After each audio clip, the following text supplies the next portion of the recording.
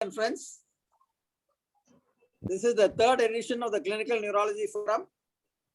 And the purpose, as I've been telling on the previous two occasions, the purpose of this forum is to give an opportunity to mid-level neurologists all over the state to highlight their talents and skills and present their case material, showcase their material and knowledge. And the second aim is to bring our teachers and senior professors, many of whom the juniors might not have seen or heard, to see and hear them, as well as for the teachers and the professors to see the fruits of their teaching. There's nothing better than their own seeing what their wards are doing in the periphery, and of course, wherever they are. As Professor Arjun used to say, there is no more joy to the teacher than to see his students doing well and flourishing. So that is the purpose of this Clinical Neurology Forum. And it's my pleasure now to pleasure and honor to introduce my teacher and mentor, Professor C.U. Velmurugendran. ஒரு மாறுதலுக்காக தமிழ்ல பேசணும்ன்ற ஒரு ஆர்வத்தாலும் உங்க அனுமதியோட இந்த அறிமுகம் சொல்ல மாட்டேன், சில தொகுப்புரைகள் தமிழ்ல பேசுறேன் ப்ரொஃபசர் வேல்முருகேந்திரனை பத்தி. உங்கள் அனைவருக்கும் பேராசிரியர் வேல்முருகேந்திரனை பற்றி நன்கு தெரியும், அதனால் சில குறிப்புகளை மட்டும் கூறுகின்றேன். பேராசிரியர் வேல்முருகேந்திரன் அடிக்கடி தான் தங்க கரண்டியுடன் பிறந்தவர் என்று சொல்லுவார். இது மிகையே அல்ல. அதற்கேற்ப நரம்பியல் துறையில் அவர் பெறாத பட்டங்களும் பதவிகளும் கிடையாது. பல சீர்களும் சிறப்புகளும் பெற்று சீருடன் நரம்பியல் நிபுணராக உள்ளார். அவரை ஒரு நரம்பியல் சிறப்பு கல்லூரி என்று வர்ணித்தால் அது மிகையாகாது. இதுக்கு காரணம் ரெண்டு.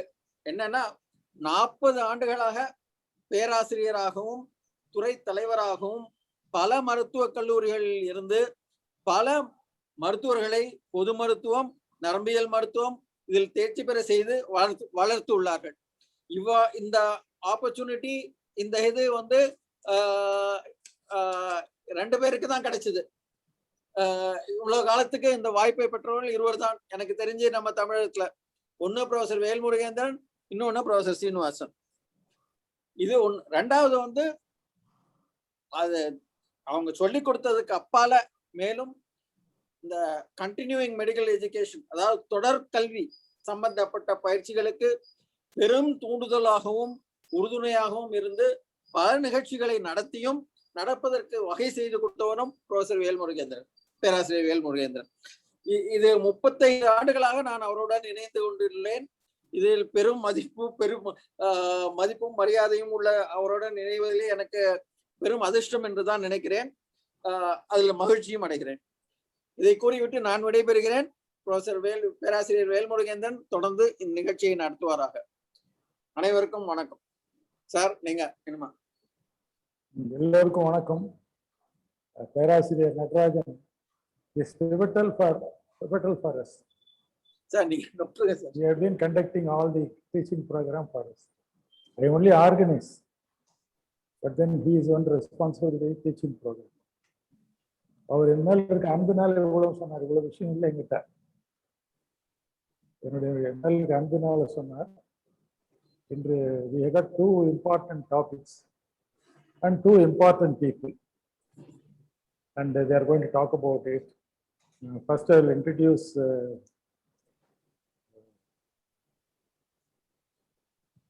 Dr. Bala Murugan. So I got a very big biodata. I have to keep it in the phone and then read. He is a consultant neurologist, SIMS Salem Hospital, Salem, and he has got a gold medal in MD General Medicine. And he has got a Dr. Leela Krishnamurthy's award for the best paper presentation. I am very happy that he has given Dr. Leela Krishnamurthy's Arish because she was my tutor in anatomy when I joined medical college in 1957. And she has written books and she was a wonderful person. 14 days before her death with secondaries, she taught my son when I went to made a social call in her house. Then he has also made Dr. S. Subramanian endowment direction on movement disorders. at Coimbatore. Dr. Ibrahim Wiley narration on epilepsy in tropics in December 2010 at the 65th annual conference of IME PNSB Vellore. Best Paper Award at Association of Physicians of India Conference at the Diamond Epicon in 2005. Conferred as Fellow of Indian College of Physicians, FACP, in Epicon in 2015. He was conferred a Fellow of the Royal College of Physicians in Glasgow in February 2019. So we have Dr. Balamurugan with us. He is going to talk about the borderline between cardiology and neurology. Sometimes it becomes almost impossible to differentiate between these areas. For example, he himself syncope and seizures. So similar things, sometimes it becomes almost impossible to differentiate. He is going to highlight and tell us about it. And for all of us, he is a very well-known speaker. And he has shown a video, I just saw the video, the man falling and somebody is holding him. That video has been seen by me several times in the TV. I think people who watch Tamil TV will be familiar with that. So I invite Dr. Balamurugan, please talk about the topic. Good morning, sir. Good morning to everybody. Can I share my slides, sir? Please, please. I'm sorry, sir. Yes, sir.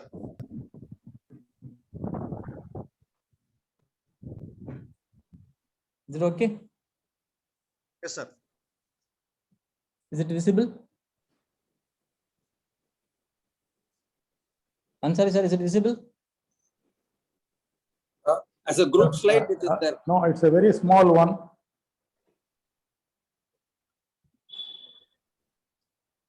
PowerPoint போயிடுங்க sir. PowerPoint. Last time காமிச்சது போடுங்க. Now it's okay. Slide share ல இருக்கு. If sir? Yes, sir. Okay. Sir, slide sharing ல இருக்கு sir. இன்னும் இப்ப slide சரியா வரல. இருக்கு. இப்ப சரியா இருக்கு. வந்துருச்சு. Very okay, but not complete. Sir? Yes, Bala, you can proceed. Yes, sir. Outset, I dedicate this talk to my teacher and guide, Professor Dr. S. Vanjalingam. And I was his student since 1990, and our medical college being a non-DM course neurology department, I was the only resident, and there was one-to-one teaching for nearly about 3 years I had with him. An astute physician, a great scholar, and he treated me as a son and a father figure to me, and a great teacher and philosopher. And thank you, sir, for supporting me academically, socially, and financially. And most of you may be remembering 10 years before, when Tamil Nadu Association started at Tanjavur Medical College, he presented nearly about 35 cases of stroke he treated with tenecteplase. Those days, tenecteplase was only for cardiologists. None of us started using that, but he was very clear, tenecteplase will be the drug of choice for us in stroke management. And he categorically said that the dose that we should be of the dose what the cardiologists are using. And after about 3 months, later he called me and then said, Balamurugan, நீங்க of the dose of cardiologist use பண்ணி பாருங்க, bleeding வராது, நல்ல improvement வருது. This is in 2011, and now people have agreed tenecteplase for the use of stroke for the last 3 years. So that much clear vision he has in treating his own patients. And thank you, sir, and we miss you all. And I thank Clinical Neurology Forum for giving me this opportunity. And special thanks to Padma Shri, Professor Dr. C.U.V. sir, the teacher's teacher, for being the chairperson, and Professor Dr. V.N. sir for coordinating this Clinical Neurology Forum, and all my teachers and patients for their continuous teaching. And my special thanks to Brain Club Salem, because the last 20 years, from 2001, my seniors and my teachers, Professor Dr. Ishwadas Nandakumar and Dr. Professor Shivakumar. They were all like big brothers to me in Salem. And my contemporaries, Dr. Mahadevan, Karnan, and Dr. Thiru, and my colleagues and friends, Dr. Sandhu Kumar, Selvaraj Muthukumaran, Puneet Ravindran, Venkatesan, Dr. Chandrasekhar, Prabhakaran, and Daniel. So with all these team, we really enjoy our Brain Club meeting once in a month, and we have a lot of fun. And non-academically also, we join. Actually, non-academical meeting will be more, and the credit goes to Dr. Mahadevan for all arrangements. Thank you, Salem friends. And let us proceed with the topic today. Sometimes you may come across a case of syncope, seizure, shuttling between neurology and cardiology, as Professor Sui just now mentioned. So cardiologist evaluating with echo and Doppler and carotid saying that it's not cardiology, it's not syncope, and then go to the neurologist. Neurologist saying that it's not seizure and it's a syncope, go to the cardiologist. And then finally they agree that it is a syncope, but it's a cardiac origin, it's a neurological origin. This confusion happens. I'm sure you might have seen more cases than me. This is the video I clicked from the TV. So you carefully observe this the person with the red shirt, how dangerous a syncope is. Standing with crossed legs, now uncrossed legs, is getting the feel of a reeling.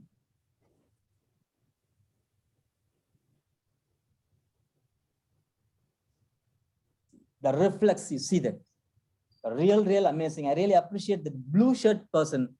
Unimaginable. Actually, the transient loss of consciousness or syncope, it took nearly about 2 to 3 seconds for the man to fall. But the blue shirt person, just a fraction of a second, he could hold his leg with all strength, and the man was saved finally. So that is the danger of having a transient loss of consciousness, where at what point the person gets the attack is most significant. So when a person comes with transient loss of consciousness to ER, it could be trauma related, or we say there's a concussion, you are having transient loss of consciousness, but we have to be careful. It may be a syncope that caused fall, and there may be a concussion. So we have to evaluate in terms of syncope. Non-trauma related, it could be syncope or seizure, sometimes metabolic derangements, hypoglycemia, rarely hyper or hypo or hypernatremia also. Intoxication is also in the run of differential diagnosis of non-trauma related transient loss of consciousness. I'm not going to discuss not true transient loss of consciousness here, like a cataplexy, drop attack, pseudosyncope, or hysterical or psychogenic. So the focus is on transient loss of consciousness, mainly syncope versus seizure. Just, I'll show a video and then the history. This is the one attack we could capture when we were recording. You can observe the attack.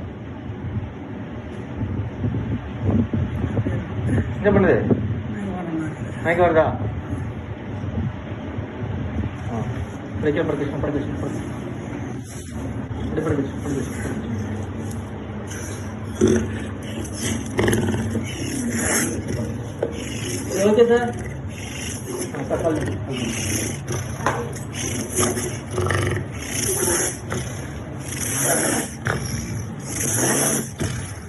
Are you okay? Are you okay? Are you okay? Gimana?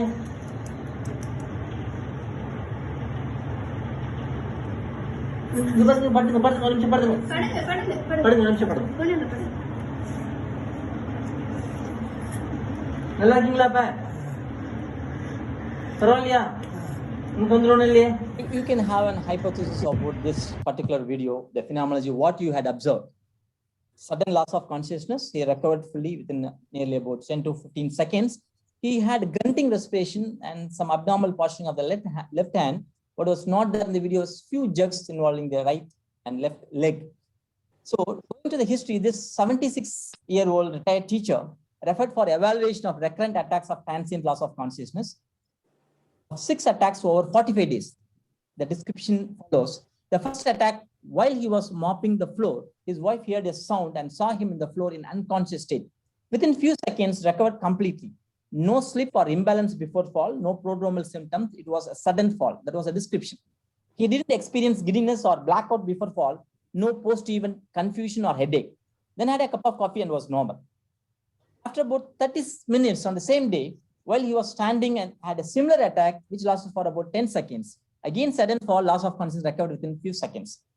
Diagnosed by a general practitioner, and probably they thought it could be of simple vertigo. Then after 10 days of second attack, while listening to his wife, of course in standing posture, had giddiness and sat down. No loss of consciousness this time.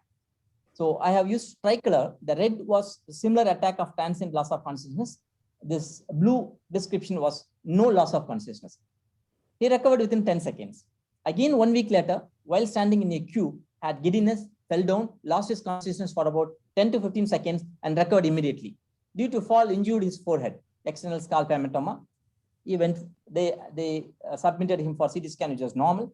On the same day, while at bed in supine position, had sudden onset of spinning sensation while turning his head, lasted for about a minute, no loss of consciousness. There was more of vertigo-like. His son, being a cardiologist, he evaluated thoroughly. ECG was normal, echo mild atherosclerotic AS, and Holter monitoring for 3 days done, which was normal. No clinical or electrophysiology even during the Holter monitoring, hence referred to neurologist. While the neurologist was examining him, the patient had another attack, just collapsed. So he noted in the record, he had a grunting respiration, abnormal posturing of hand, and few jerks with loss of consciousness for about 10 seconds and recovered. So they planned for MRA and MRA, which were normal, and EEG was repeated again normal. So probably the cardiologist said that it is normal, and then Holter was normal. So the pendulum was between syncope versus seizure. So he was started on levetiracetam, considering his age, antiplatelet, and statins. Went home, again on the same day, had one more attack while he was in restroom. While passing urine, fell down, loss of consciousness occurred within 10 seconds. Hence, effort for a second opinion to us. So we recorded the BP and supine standing 1 minute and 3 minutes. The pulse rate was 82, 86, 86, and the BP, there was no significant fall in systolic BP, just 10 millimeter of mercury in systolic fall, and no much difference. And he didn't have any attack. So there was no partial drop. So I was a neurologist, asked the ER staff to do intermittent recording for next 30 minutes in standing posture. I thought it could be a prolonged standing produce the attack. Within next 2 minutes, patient collapse and fall, LOC, grunting respiration, recovered by 10 seconds, but no drop in BP because it was a continuous BP monitoring, and sugar and everything was no significant rise or fall. So this was in our, got it through CCTV recording. You can see the person standing here, just collapsed.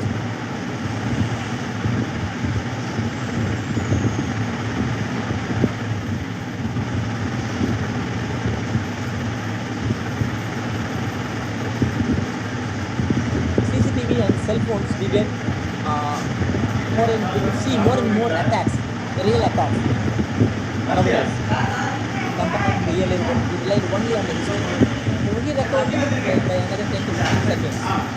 So he's not a known hypertensive or cardiac patient, diabetic on metformin since 1 year, no history of hypoglycemic events. Patient had complaints of constipation and dry mouth since 2 months, complaints of weight loss about 6 kg over the last 2 months. So to classify this, he had a group of attacks where there is a transient loss of consciousness, fall, and recovering within 10 to 15 seconds. I numbered as attack 1, 2, 4, 6, 7, and 8. I thought probably syncope or seizure because of grunting respiration, few jerks, abnormal posturing of hand. These are the two possibilities, working diagnosis, the video which I showed. In addition, he had one attack suggestive of pre-syncope and probably one attack of vertiginous feeling. So carotid and vertebral Doppler were normal, CT chest and abdomen were done because of one COVID reason, another is he had weight loss. So his son took him for scanning and then everything was normal. So we did an EEG, and before that RR interval showed no heart rate variability. So severe autonomic dysfunction was there. One attack observed in EEG room while he was standing. That's the recorded video what I showed you in the beginning. All attacks were preceded by standing posture for about 4 or more than 4 minutes. This attack I showed you. I think I need not show it again. So, working diagnosis, is it a syncope? Probably. but grunting respiration and abnormal hand posture, few jerks.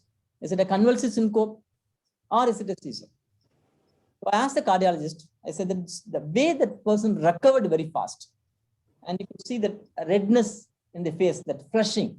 So I thought it could be a syncope. I asked the cardiologist to do Holter in standing posture because he didn't get any attack in the 3 days of Holter. So I said that you record in standing posture. He little bit sarcastically he yelled at me, Holter in standing. So I said, okay, better, you'll get an attack.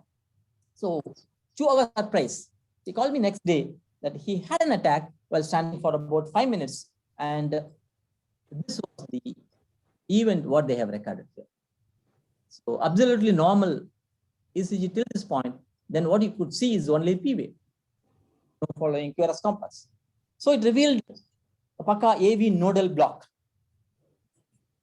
So what made us to think syncope? Yes, a detailed history. By definition, as our teachers say, any transient loss of consciousness, very short, within 15 to 20 seconds, recovering without any post-ictal event. So most likely a syncope. We have witnessed the attack, what I showed in the video.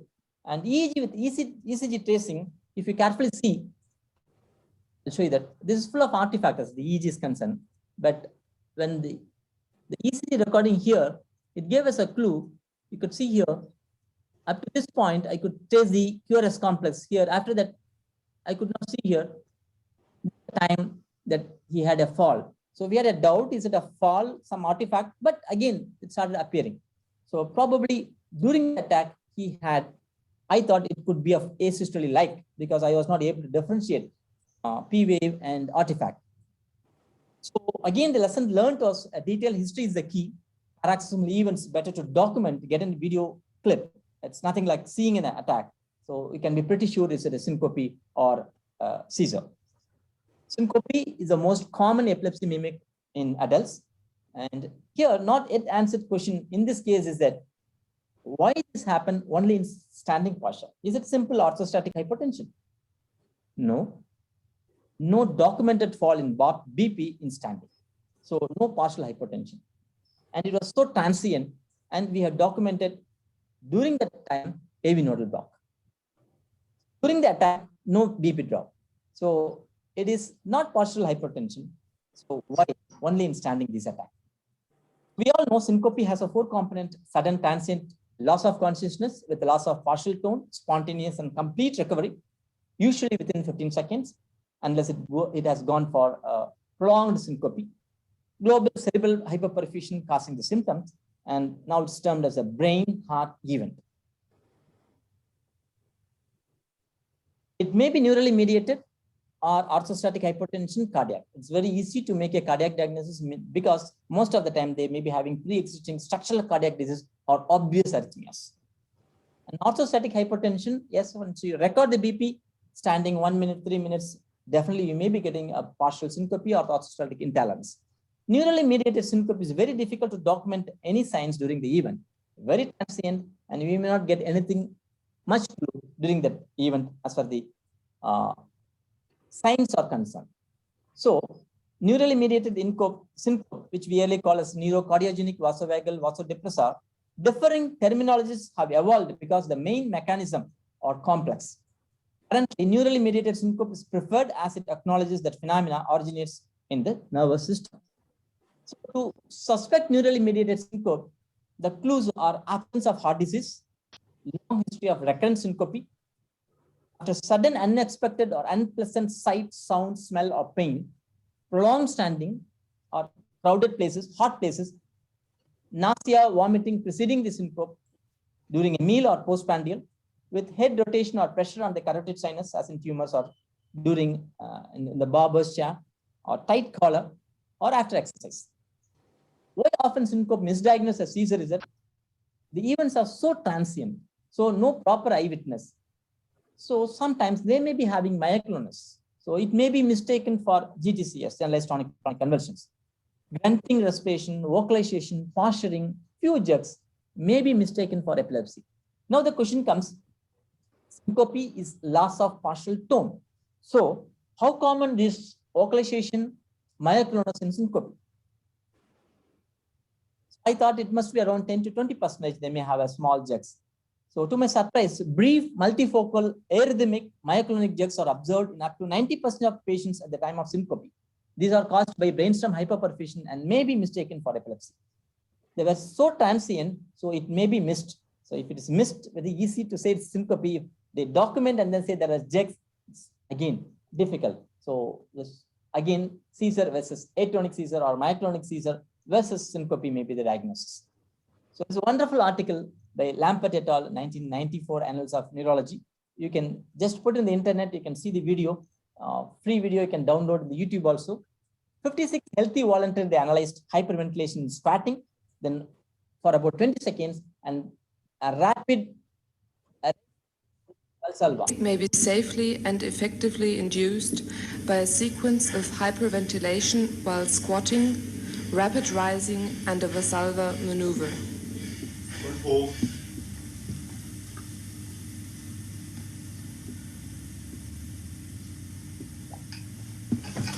Von 1 bis 10. Von 1 bis 10. In order to test their responsiveness, subjects are repeatedly asked to count. You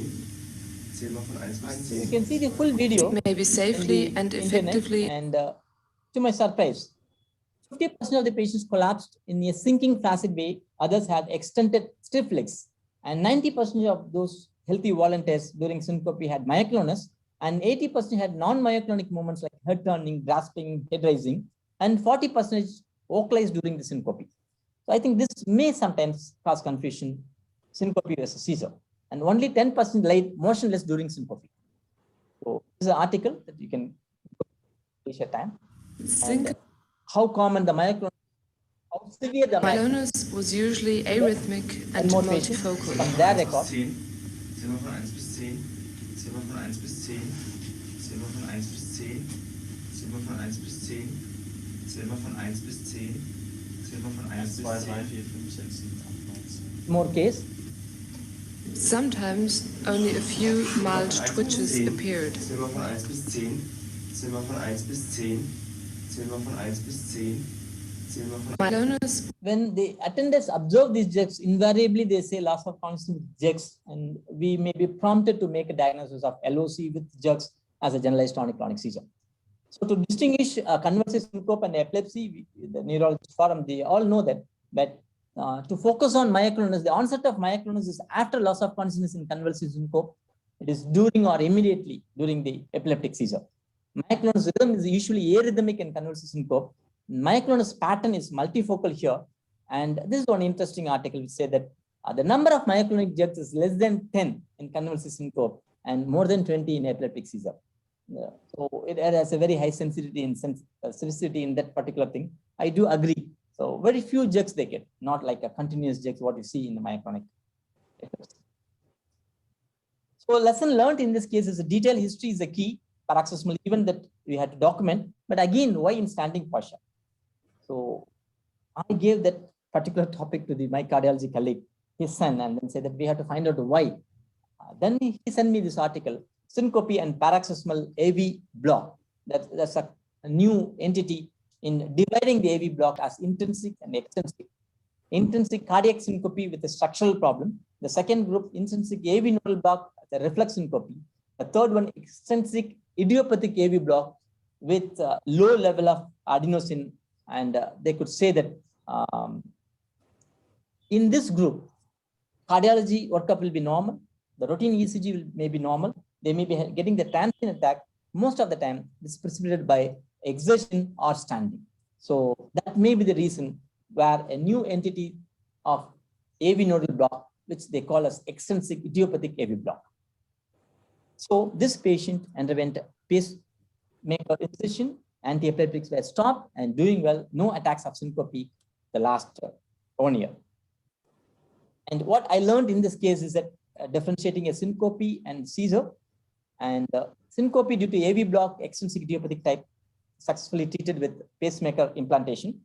In this case, the approach was recurrent transient loss of consciousness. Initially, it was a syncope. The cardiologist evaluated, and he thought it's a cardiac syncope, evaluated, everything was normal. Then he referred to neurologist, probably seizure, and seizure workup again turned out to be negative. but what to do? That point, they were thinking about seizure with a syncope. And finally, we could document it as a syncope. Again, syncope, is it orthostatic or neurally mediated was one question, but we were very clear, no drop in BP. And we said that it's probably neurally mediated.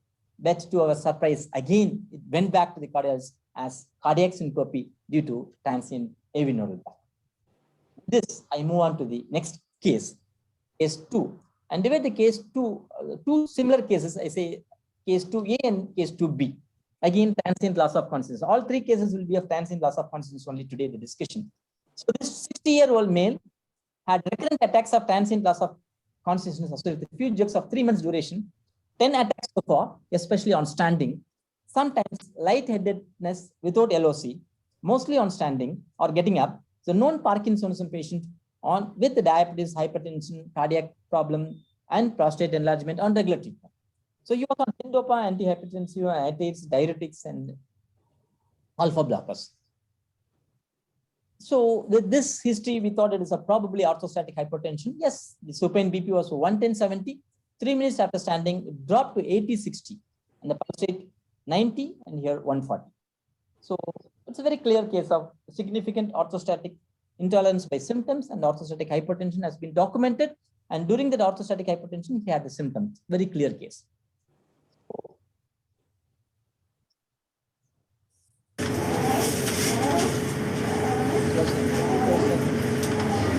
Six or seven hours, annually did that. The patient. What's your coming?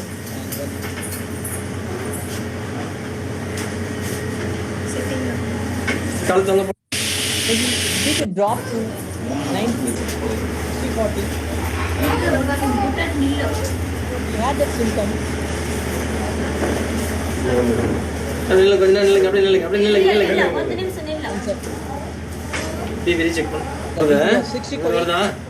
He had the attack. Now we can see.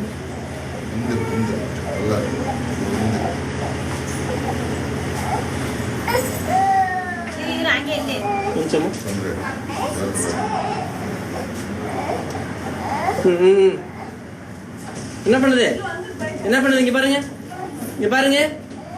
உங்க பேர் சொல்லுங்க The left upper limb can be recovered by making the patient in supine posture. Second case, more or less of similar problems.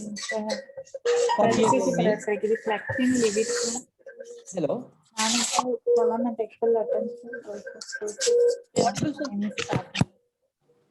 Hello, am I audible? Yeah. Yes. So the second case more or less similar, but the history is recurrent attacks of transient loss of consciousness with few jerks.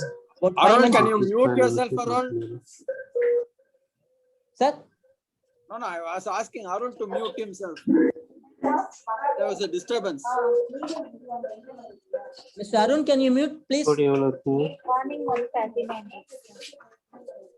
to 6 attacks so far. Sometimes lightheadedness, LOC, mostly on standing or getting up from sitting posture. So known diabetic, hypertension on irregular treatment, of late having nocturnal diarrhea. So again, he had obvious postural hypertension. BP 90 bucks. The pulse rate is. Mr. Arun, can you mute, please? Dr. Alselvan, kindly mute your audio. Okay, the pulse here 79, and then on standing is 82. So there was a drop in BP, obvious partial hypertension. But what's the difference between 2A and 2B? Again, here we fill table and just I have cut the particular part only. He was getting the attack now. See, at the end of 3 minutes, he was getting the attack. He just dropped.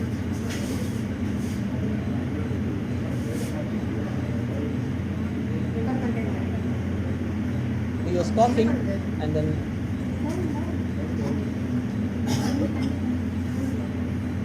recovered by assuming the supine posture recovered completely. So what's the difference between 2A and 2B here? Both had obvious partial drop in the BP, but 2A patient had raise in the pulse rate, but here the pulse rate was more or less static. What does it mean? Both are obvious orthostatic hypotension. On being bipedalist from quadripedalist, the evolution. Normally, when we stand, normal response via activation of baroreceptor is that a small rise, a small fall in systolic BP about 5 to 10, a small rise in diastolic BP again 5 to 10 millimeters of mercury, and a heart rate maximum about 20 beats per minute.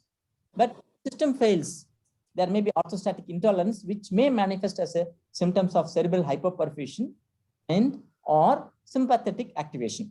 So they may have orthostatic hypertension, syncope, or partial orthostatic tachycardia syndrome, which is nothing but sympathetic hyperactivation syndrome.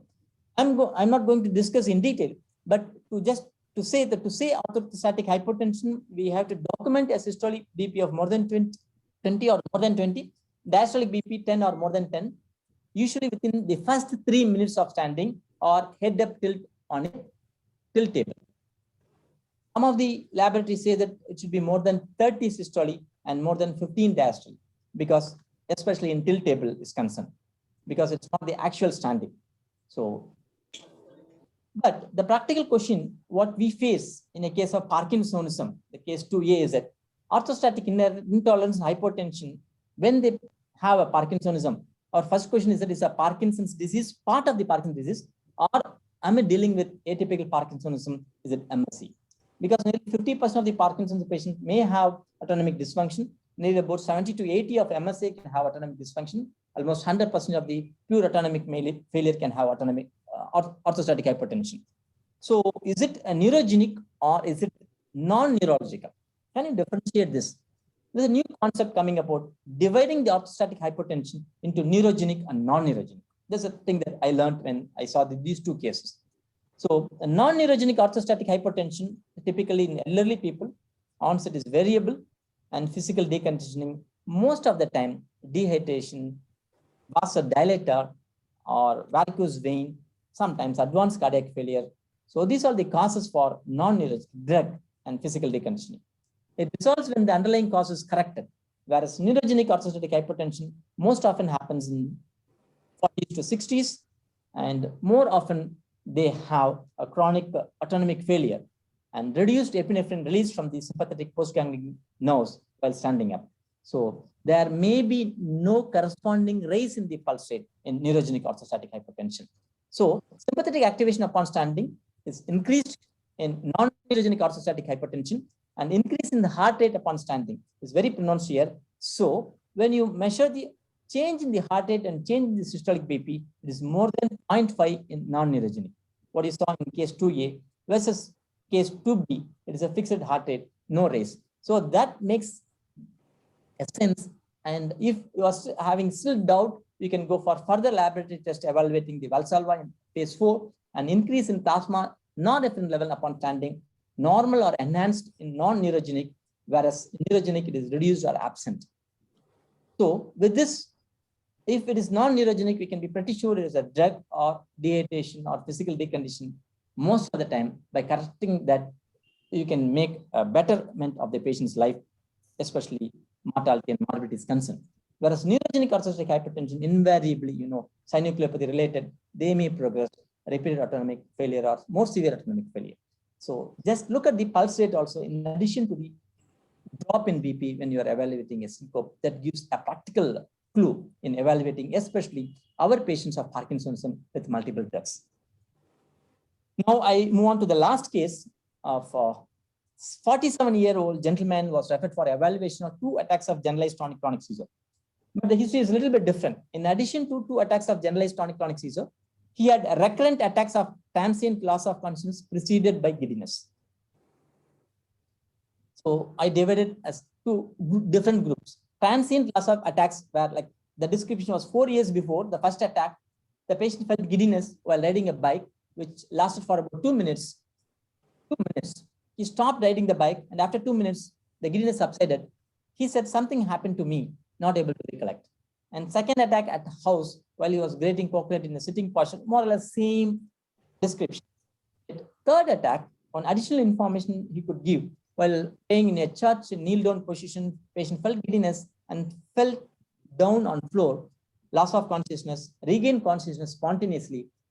Something happened to me this time, doctor, but not able to recollect as usual. But this time I felt a burnt oil smell, some hallucination, olfactory hallucination. It was very clear. After that, I started getting the same attack, same feeling. Is it a church related? He was a religious person. He was trying to link with this, and cemetery was by the side. So he was trying to link with this and that, but he was very clear. And the Eric smell, so very classic. So we are very clear, probably auditory hallucination, what was the olfactory hallucination, probably it must be a complex partial seizure. This is very clear, 2 attacks, this Paka. So I'm not going in this detailed description because the person had a tongue bite, jerks, and post-tickler confusion, everything. So he had 1 recurrent attacks of seizures, generalized tonic-clonic seizure, 2 attacks so far, highly recurrent attacks of transient loss of consciousness. Really, yes, definite aura was there, and he was not able to recollect, he was unaware. But why fall? So can a syncope have a hallucination? Because syncope patients can have, because of cerebral hyperperfusion, they can have visual, sometimes visual disturbance, they can have blood vision, they can have tunnel vision. So end of the life, light phenomena, all those things can happen in syncope. So is it that or similar to that it happens in olfactory area? Investigation then during evaluation of transient loss of consciousness by cardiologists, everything was normal. So investigation then during evaluation of first attack of generalized tonic-clonic seizure by neuro, EEG reported as generalized epileptic discharges, MRI normal, blood biochemistry normal, not able to explain fall in temporal lobe epilepsy. So again, EEG with ECG tracing, we plan. Most of the time we do EEG, we do ECG tracing also. So while doing EEG, patient felt unsteadiness. We were lucky to record an event. Had 1 episode of vomiting, then became unconscious. He regained consciousness spontaneously within 2 to 3 minutes. During this episode, ECG monitoring was done along with EEG, which showed bradycardia followed by asystole. After a few seconds, ECG showed normal sinus rhythm. Now you can see he felt uneasiness at this point. You can see the very clear ECG recording PQRS complex. Then you can see behavioral arrest, not responding to call, and bradycardia starts in. See the slow heart rate here going. Earlier it was around 80 rate, and then it's going to around 60 to 40. Then not responding to call, staring look, and we didn't get any ECG tracing at all. It's not artifact. After about few seconds, and slowly one QRS complex we could see, then we started getting that. So I compressed all these things. Now you can see that the problem started here, uneasiness, something abnormal. Till then the ECG was normal. After that also the ECG was normal for a few seconds. Then you can see the bradycardia starts. So he was getting the attack. So the attack started here, neurological attack, that means transient loss of consciousness. And he was normal at this point. So you could see that after about few seconds, bradycardia sets in and asystole, and then he recovers slowly. So the diagnosis is probably ictal bradycardia syndrome. Is it? Brain seizes, what happens to heart? Russell in 1906 reported that disappearance of a patient's pulse during a seizure. That's the first report. Most studies report tachycardia as the most common rhythm abnormality occurring in 64 to 100% of temporal lobe seizures. By contrast, ictal bradycardia has been reported in less than 6% of patients with complex partial seizure. So far, 107 cases of ictal bradycardia were found in the literature. It's what we found in the literature. I'm sure the audience might have seen more cases. So, ictal bradycardia and asystole, if present in ECG during an epileptic seizure, is said to be ictal bradycardia syndrome. The ictal bradycardia syndrome, whether it has a localization or lateralization, not, because our teaching was that parasympathetic activity is a left temporal or left hemisphere localization. So they evaluated the seizure onset was localized over the temporal lobes in all recorded seizures associated with bradycardia in 12 of their patients. And the mean latency was about 28 seconds and the mean duration was about 23 seconds. And the three important conclusions were that first, it is clear that ictal bradycardia is seen primarily in association with seizures involving the temporal lobes.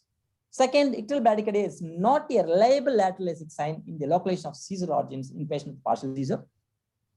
It is in contrast to the popular belief what we had earlier. Third, ictal bradycardia most often occurs in association with bilateral hemispheric seizure. Therefore, this data didn't support the presence of a specific parasympathetic cardiac representation in left hemisphere. People may agree or may not agree because there was just 12 cases, but I think that is the largest series from one center of ictal bradycardia. Brain seizures, the heart seizures, is a lot of case reports in literature. Just for reference, I have shown this. Ictal bradycardia and ACS associated with intractable epilepsy. Ictal bradycardia syndrome, an underdiagnosed cause of recurrent syncope and SUDEP. Again, ictal bradycardia syndrome, a case report. Here, the online message is that patient with complex partial seizure or temporal lobe epilepsy, if present with unexpected collapse, mean loss of tone or fall late in the course of a typical complex partial seizure, consider ictal asystole. Because delayed loss of tone is uncommon in TLEs. So I thank all the teachers, especially the Clinical Neurology Forum and the chairperson for patiently hearing the talk. So, Padma Shri Professor Dr. CUV sir and coordinator Dr. V. Natarajan sir and the sponsor, Sun Pharma, and all my friends. Thank you. Now I wait for your comments, criticism, and contributions. Thank you, sir. Thank you. Thank you very much, Dr. Balamurugan. A very nice presentation. I've given both the clinical presentation and the discussion on the electrocardiographic abnormalities and the very nice presentation, highlighting the broader line between neurology and cardiology. Any discussion, please?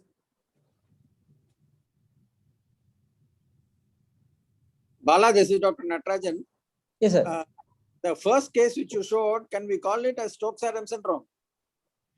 It is not a complete heart block, sir. It is only AV nodal block. As far as the complete heart block is the one thing associated with Stokes-Adams, sir. But Correct. Can we call that? I don't know, sir. Clinically, can you consider it as a Yes, sir. Stokes-Adams? Clinically pulseless, literally pulseless during that seconds. Yes, sir. Dr. Balamurugan, can I ask you a question? Yes, sir. You said that he had a Holter monitoring for 3 days. Yes, sir. And during the 3 days, you should have been walking around, you know? Yes, sir. Yes, Correct. sir. But That was the catchy thing. He was walking around. He was going to toilet, but Yeah. they didn't get a clinical attack, sir, during the time. Yeah. So Rather unusual. till they get the, as you rightly said, till they get the clinical attack, the Holter has to be continued. Yeah, because people now have Holter even for 2 weeks to 4 weeks. The special electrodes are available. Yes, sir. Yes, sir. The Mechatronics have got a special electrode which can be applied to the chest and removed once in 10 days. You can take bath, etc. Yes, sir. Yes, Yeah. sir. Recorders are available, sir. They say that it's for 1 month or 2 months, and especially when we evaluate cases of embolic stroke of unknown origin. So where it comes from to locate the arrhythmia, loop recorders has come, sir. Yes, sir. So for 1 month, 2 months, and they are placing it, the recorder, and then they are able to record the event. So here, as Sir has rightly pointed out, the 3 days, there was no clinical attack. So they missed the attack. Your differentiation of neurogenic and non-neurogenic orthostatic hypotension was a revelation, Bala. Thank you.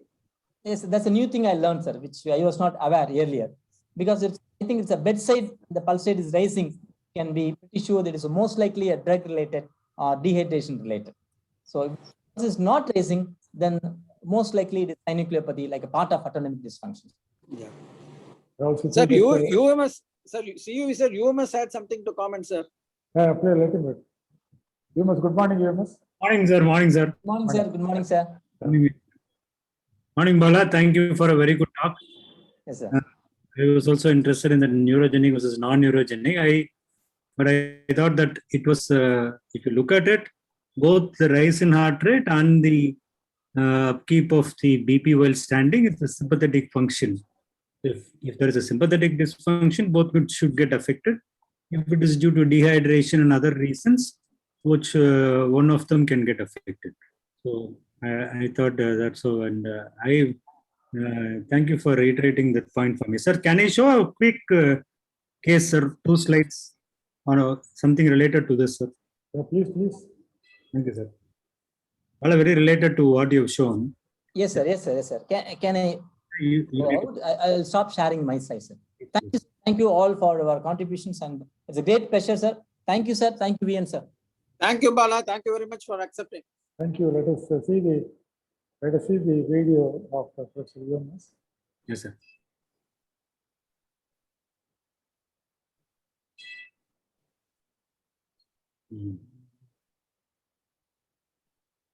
Sir, so just a 2-slide thing.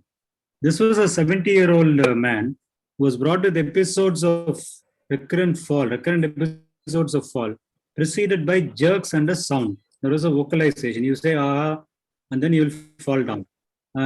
So multiple episodes in the past 1 year leading to falls, so much so that he was brought in a wheelchair because he had recurrent falls throughout the day. There were like 10 to 20 attacks a day, and he was on 2-3 anti-epileptics. He was on sodium valproate, he was on levetiracetam, and he had also been started on clobazam.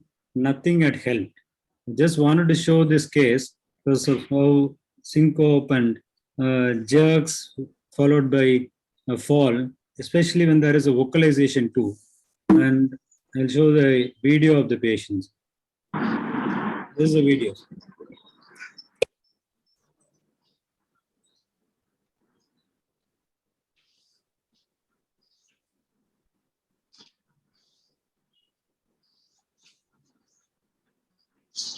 ఇట్లా చేయండి.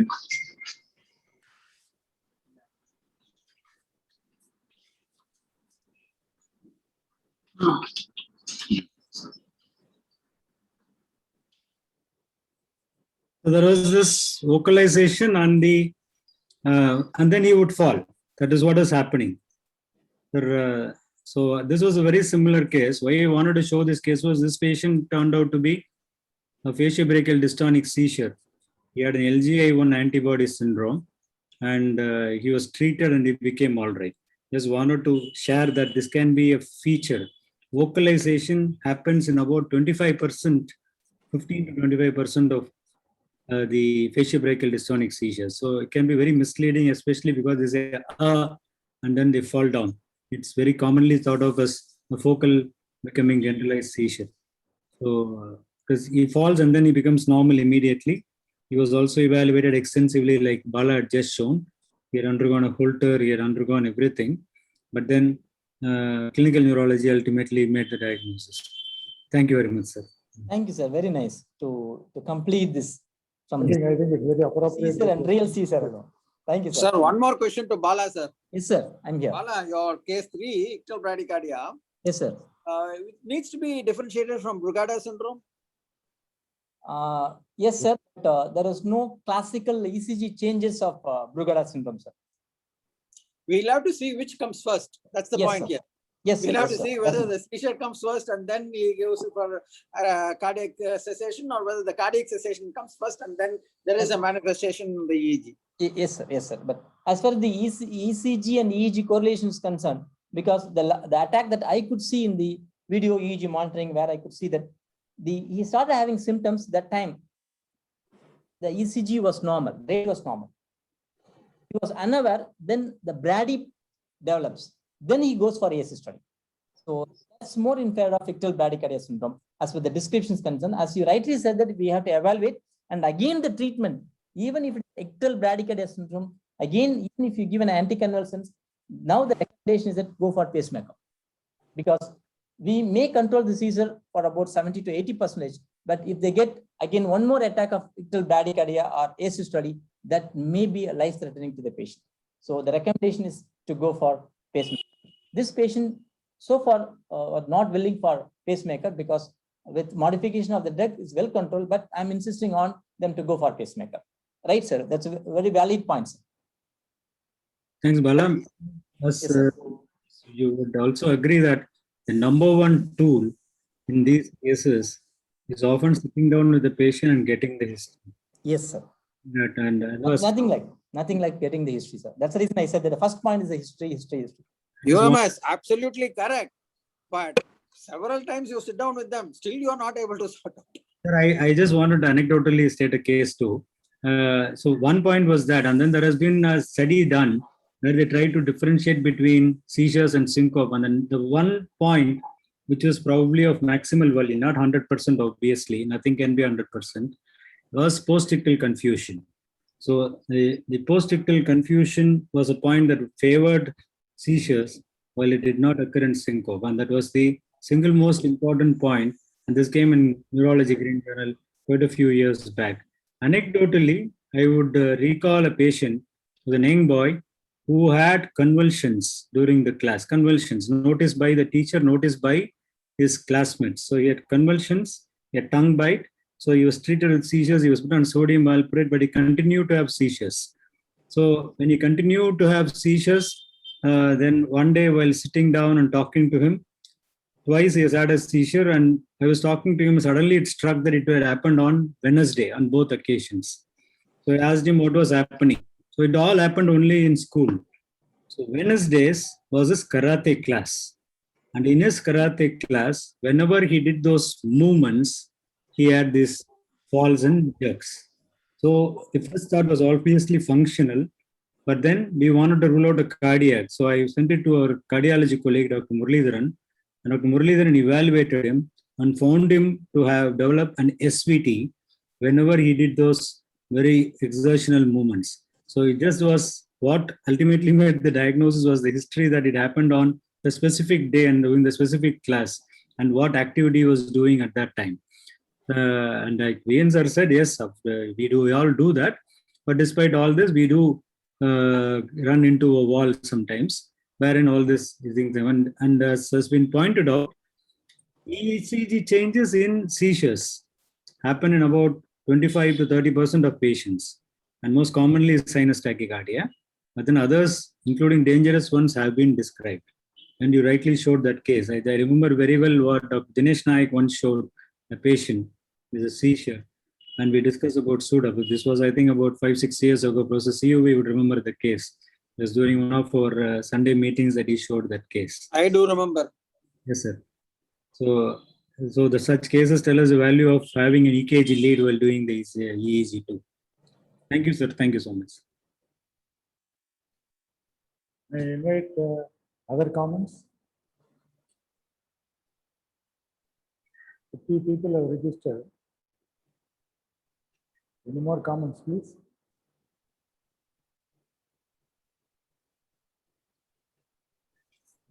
Since there are no more comments, I think Professor Vian, can we go on to the next topic? Sir, you decide, sir. You are the boss. No, Sure, no, sir. there Please are- go ahead, sir. There are Please no go more ahead, sir. comments. No, there are no more comments. I think we'll go ahead with the next topic.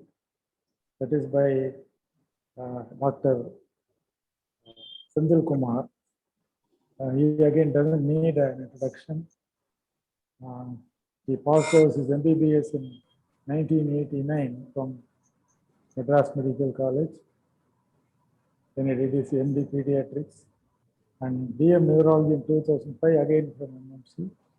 He is now a consultant neurologist, pediatric neurologist at Salem. May I request Dr. Senthil Kumar to Yes, sir. present your paper? Yes, sir. Can I start sharing, sir? Yeah, please. Senthil Kumar, you sent a very brief biodata. Only four Yes, sir. lines. Nothing big to add, sir.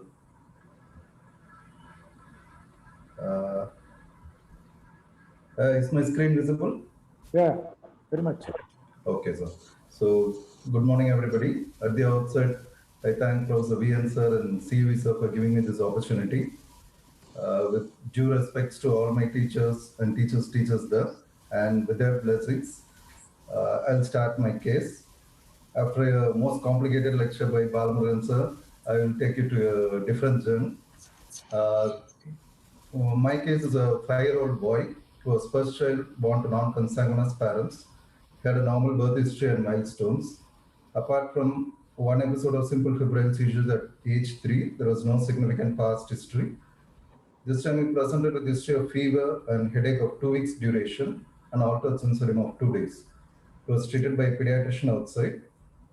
His investigation showed increased peripheral leukocytosis with neutrophilia and toxic changes. So because of the altered sensorium, they were gone in for MRI, and the MRI showed bilateral thalamic hyperintensities in both FLAIR and T2 images. So possibly suggesting of a viral encephalitis. And the CSF done there showed a glucose of 44 and slight rise in protein of 64 and cell count about 58 with lymphocytic predominance, and HSV1 PCR came as positive. So they started treatment with ceftriaxone and IV acyclovir for 2 weeks, and the child was referred to me for further evaluation with the following complaints. When I saw the child first time, the child was conscious oriented, had nystagmus, both lateral and downbeat nystagmus. He was dysarthric, gross cerebellar ataxia was present, all DTA were brisk, with ankle clonus and bilateral plantar extensor. So because of the florid clinical signs, I repeated the MRI, and this time MRI showed bilateral asymmetrical T2 and FLAIR hyperintensities, especially in both cerebellar hemispheres and extending up to the peduncle and up to the hyperintensities you can see in the tectal region of the midbrain. So apart from this, there was not much of supratentorial lesion except for the thalamic hyperintensities which was present in the initial scan. So there was not much contrast enhancement, a bit of contrast enhancement in the cerebellar region. And MRI spine showed a hyperintense lesion extending from C2 to C6 level and also in the dorsal card. So based on this, the possibilities considered were ADEM, HSV relapse, or a post-HSV autoimmune NMDA. This is what generally follows the HSV. But here in this case, it doesn't fit with the HSV relapse because there is no recurrence of fever, no diminished in sensorium, and the MRI features doesn't fit with the classical HSV involvement in either in the limbic cortex or the orbitofrontal cortex. And post-HSV autoimmune NMDA can immediately follow a HSV or after a lag of 2 to 3 weeks or a month.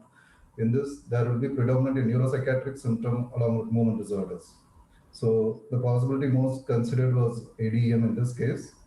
The child was treated with methylprednisolone 250 mg BD for 5 days. Since there was a suspicion of ongoing infection, acyclovir was continued for another 1 week, followed by oral prednisolone 1 mg per kg tapered over 4 to 6 weeks. So at this point of the illness, the diagnosis was probably ADEM, para-infectious to HSV. So this fits in with the International Pediatric Multiple Sclerosis Society study group criteria for ADEM, which describes ADEM as a first polyfocal clinical CNS event with presumed inflammatory demyelinating cause, encephalopathy that cannot be explained by fever. There should be no new clinical or MRI findings which emerge 3 months or more after the onset. This was not confirmed in this case. He didn't come for follow-up initially. And brain MRI is abnormal during the acute phase. And typically on MRI, you have diffuse poorly demarcated large lesions, predominantly the cerebral white matter. But here it's most of cerebellar. There were no T1 hyperintense lesions and deep gray matter lesions, especially bilateral thalamic lesions were present.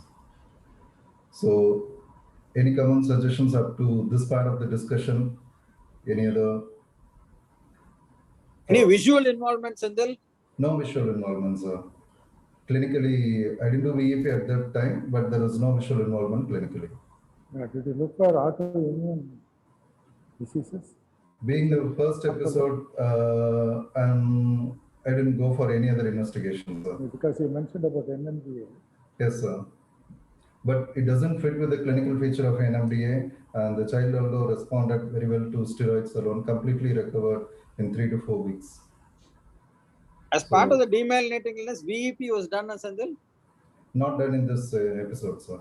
Since he didn't have any symptom, I didn't do that.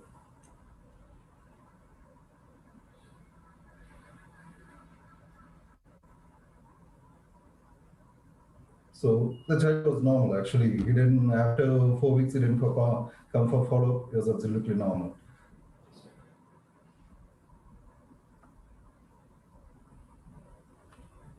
Shall I go to the next page, sir? And HSV PCR was negative.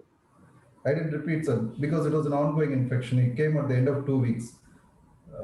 So I didn't do a repeat LP or not. I continued acyclovir for 1 more week along with the steroids, suggesting probably a para-infectious demyelination following HSV. So the only odd point in this is HSV present in the isolated thalamic involvement is quite unusual. It usually occurs in flaviviral infection, especially Japanese encephalitis, but all of the viral markers were negative. HSV came as positive, so we continued with the acyclovir.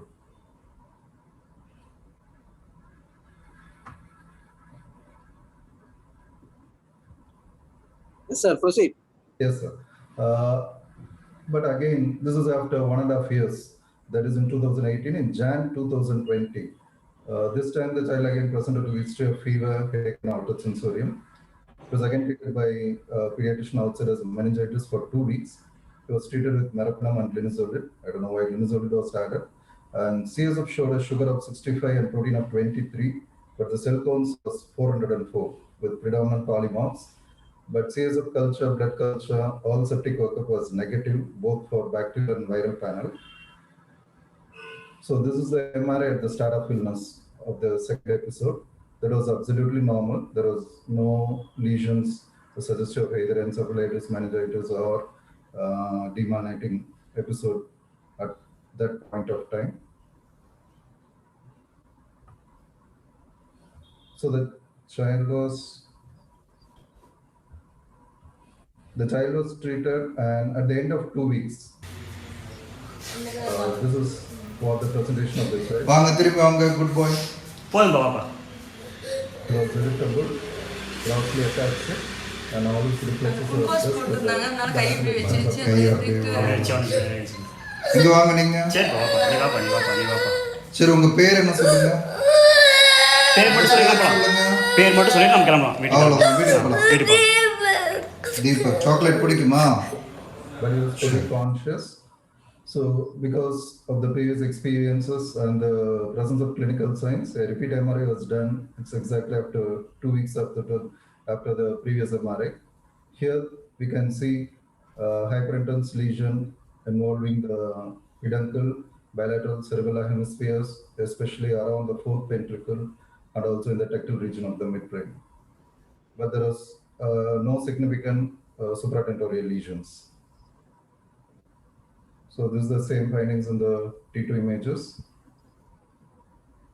And again, spine showed a T2 hyperintense lesion extending in the cervical spinal cord, almost from C2 to C6 level, filling with the LATM criteria.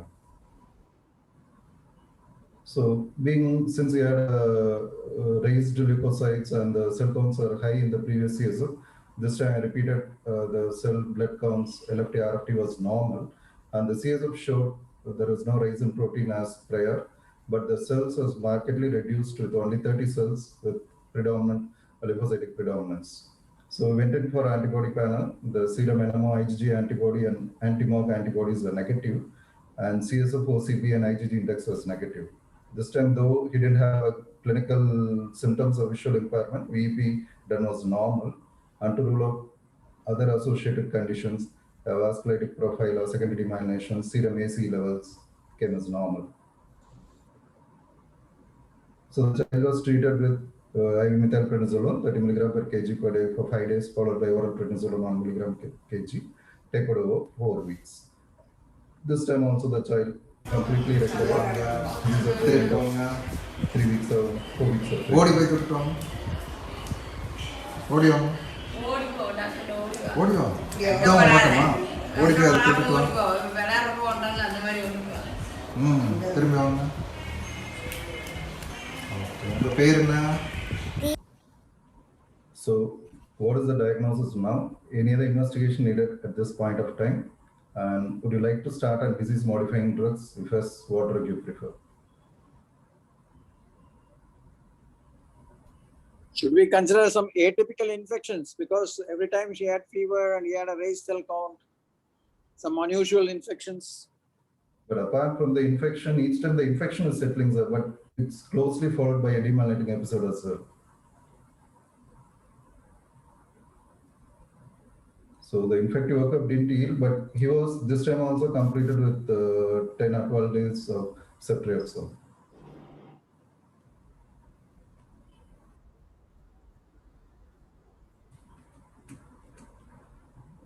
Yeah, inflammatory demyelination. Possibly. Yes, sir.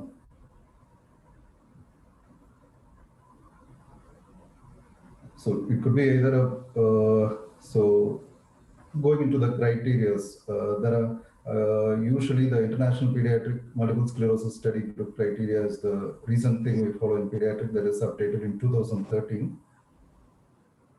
So does it fit with the pediatric MS? So the criteria given for a pediatric MS is you should have a 2 or more non-encephalopathic clinical CNS events with a presumed inflammatory cause separated by more than 30 days and involving more than one area of CNS. Here, both the episodes are associated with the encephalopathy. And there is one non-encephalopathic episode associated with the MRI consistent with McDonald criteria of dissemination space and time. Or if one ADM attack is followed by a non-encephalopathic clinical event 3 or more months after the onset with MRI's criteria satisfying dissemination in space, or a first single event that doesn't meet ADM criteria. Actually, this case doesn't fit with any of these criteria. The cervical involvement was multi-segmental, am I right? During the first episode, there was some break in between, sir. But in the second thing, it was a continuous one extending from C2 to C6. So it was a long segment. Long segment, more than 3 segments, sir. Well, I just wanted to add that sometimes this anti-GFAP antibody Yes, can sir. present presentation like this. It can respond very well to steroids or immunomodulation. Oh, That is to present as either a fever and headache or as an LETM or as multisegmental cloud involvement. But the brain lesions generally are perivascular, okay. can be a mimicker. The anti-GFAP in CSF needs to be checked for. It is done by one lab now in India. Oh, I didn't know, sir, actually. We didn't do. Maybe worth considering. Yes, sir. Yes, sir. Definitely, sir.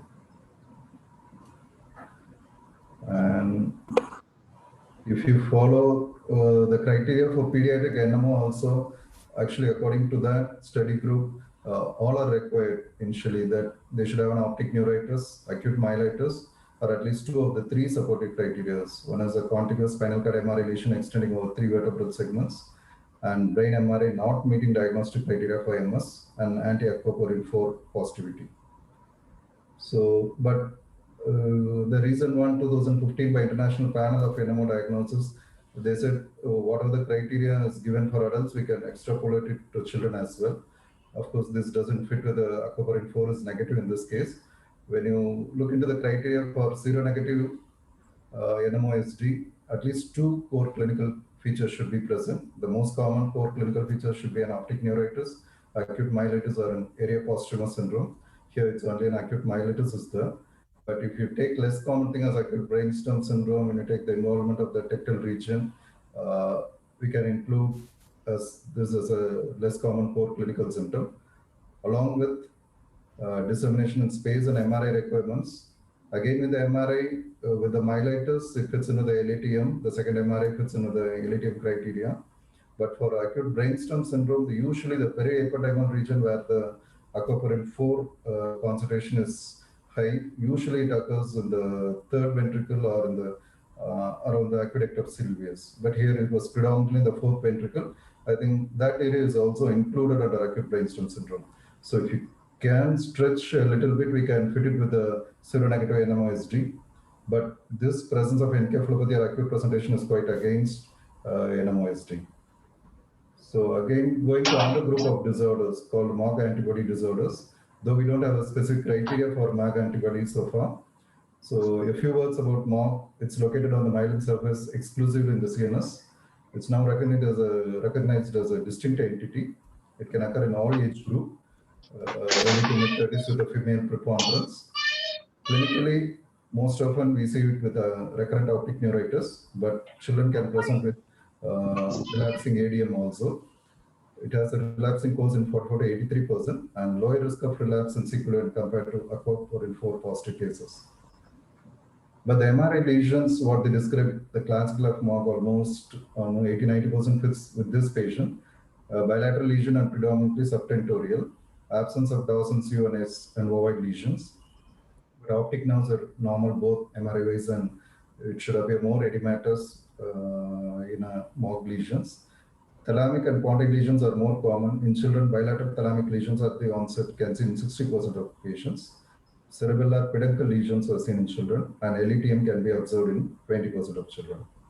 And CSF pleocytosis in 44 to 85%, raised to protein, and OCB in 6 to 17%. Of course, you have to document it with serum MOG IgG antibody using a cell-based assay. So this is a busy slide, but our patient can, the closest to mimic will be a MOG antibody, both in the age of onset, a clinical phenotype with ADM-like events, and there is no optic neuritis, and MRI brain features, which I already discussed, and LETM is more common in MOG in children, but it doesn't classically fit with any of these disorders. So the definitions given for relapsing ADM, I think this ADM definitions, which I already discussed, there is one entity called a multiphasic ADM. If there is one event of ADM 3 months or more after, followed by another similar event of ADM that can be associated with the new or re-emergence of prior clinical and MRI findings. Whereas a first ADM is followed by an optic neuritis without encephalopathy at least 3 months after initial ADM. And ADM-MS is defined as ADM followed 3 months later, again by a non-encephalopathic clinical event with new lesions on brain MRI consistent with MS. And ADM-NMOSD is ADM followed 3 months later by either an optic neuritis, myelitis, or area post-tumor, fulfilling the NMOSD diagnostic criteria. So as per this, I think our case best fits in with the multiphasic ADM. So the approach to a demyelinating event is, whenever you see a demyelinating event, whether the encephalopathy is present or not. If there is encephalopathy is present, it comes under ADAM. There is recurrence, yes. If the recurrence occurs within 3 months, it is the same event. If the recurrence occurs more than 3 months, either the same symptom or MRI, or you get a new symptom or MRI, we call it as a multiphasic ADM. If there is no encephalopathy, it's a clinically isolated syndrome, fulfilling either NMO or MS criteria.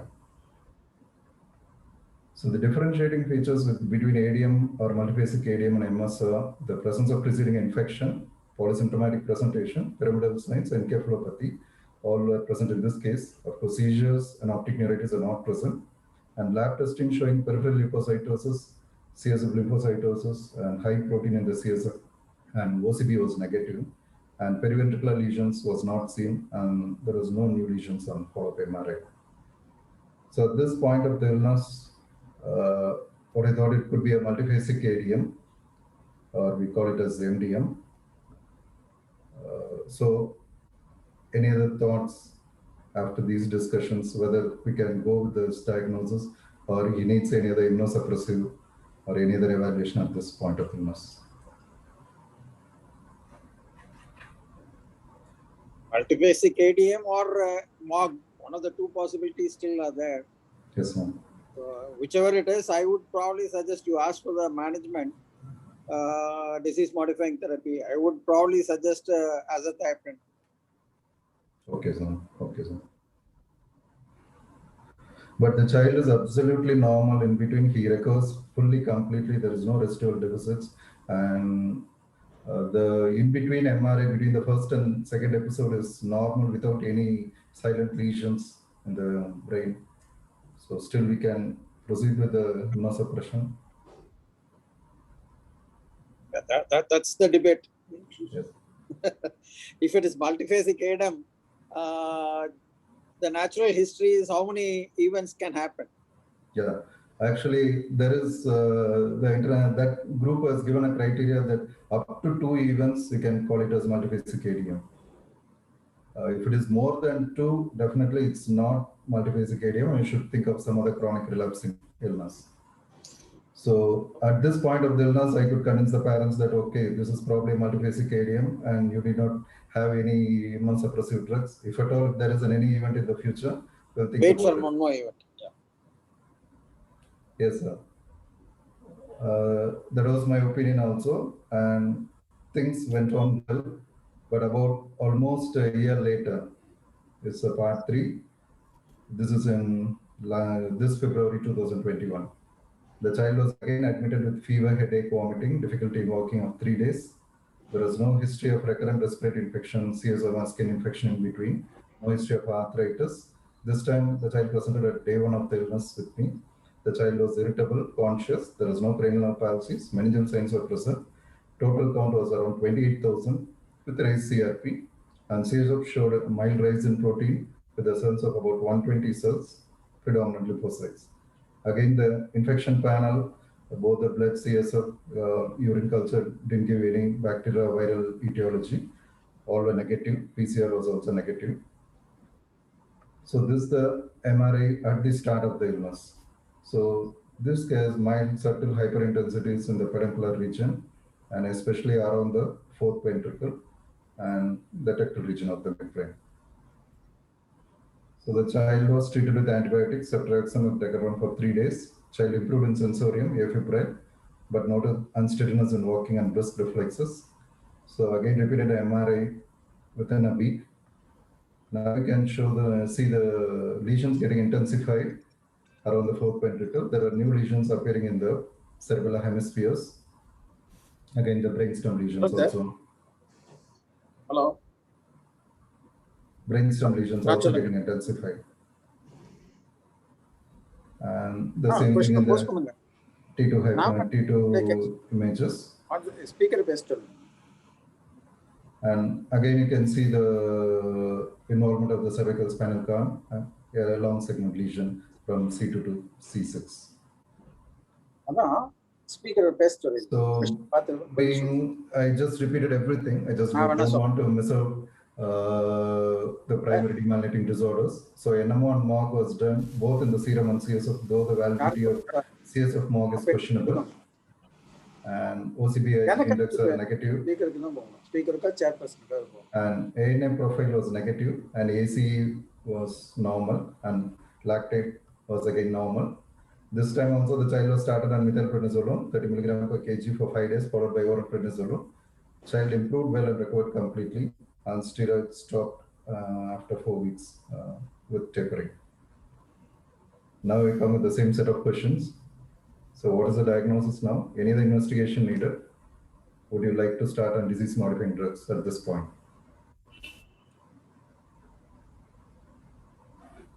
I would again reiterate, Sandil, that yes, this presentation, like fever, headache, past presentations, yes, I would definitely suggest that we do the anti-GFAP antibody. Oh, I didn't know that, sir. It's being done in India. It's news to me, sir.